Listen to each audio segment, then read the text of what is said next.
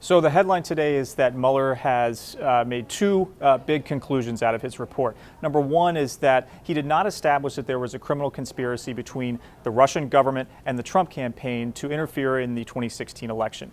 The other is that he did not exonerate the president on the question of whether he obstructed justice or tried to influence the Russia probe and crossed over into criminal conduct.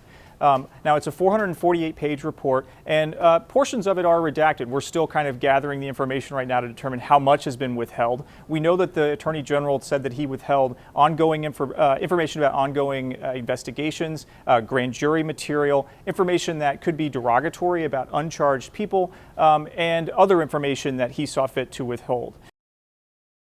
So in particular on the question of obstruction, Mueller examined 10 different episodes in which he was looking at the president's conduct to determine whether or not it crossed over into criminal conduct. Now again, he did not determine, didn't answer the question of whether it was criminal obstruction, but some of those episodes show that Trump made several attempts to either seize control of the investigation, try to have special counsel Robert Mueller removed from the probe, or that his attorneys were trying to gather information about what people who were cooperating with the investigation were telling prosecutors.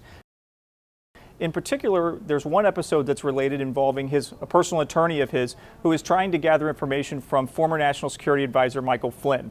Now, this is going back in time a little bit, but Flynn had just cut off contact with the Trump legal team ahead of his pleading guilty and cooperating with the government. The report says that one of Trump's attorneys then reached out and tried to remind them that the president had warm feelings for Flynn and asked him to see if there was any information that he knew that could implicate the president. Whenever Flynn's attorneys rebuffed that effort, the attorney then said that he would remind the president that Flynn's actions showed hostility towards the president. So what they're showing is that they're painting a picture here of a president and people around him who are trying to shape and gather information about the probe, but also to, in some cases, take control of it and influence the direction of where it's going. The report also details what happened in the months right after Special Counsel Robert Mueller was appointed in May of 2017. In particular, it shows that the president ordered his then White House counsel, Don McGahn, to try to have Special Counsel Robert Mueller removed. Now, McGahn rebuffed this effort, but it shows how the president, and the report quotes him, saw the probe as a possible end to his presidency and something that would threaten his power. And at that point was trying to take efforts to take control of the investigation by having Mueller removed. I think the level of detail in the report is one of the most important takeaways from it. The first volume that deals with Russian election interference and the actions of the Trump campaign is a couple of hundred pages long and goes into exhaustive detail about the information that they've gathered, interviewing 500 witnesses, issuing more than 2,800 subpoenas, and putting together probably the most complete picture of what happened during the 2016 election involving the Trump campaign and Russia. The other thing is how much the special counsel grappled with whether or not the president had crossed over the legal line into criminal obstruction. As you see in the second volume of the report, he details these 10 episodes and also then discusses, what the law is and how it applies to a president, ultimately deciding that they could not answer the question because there are difficult legal issues at play, and leaving that kind of open.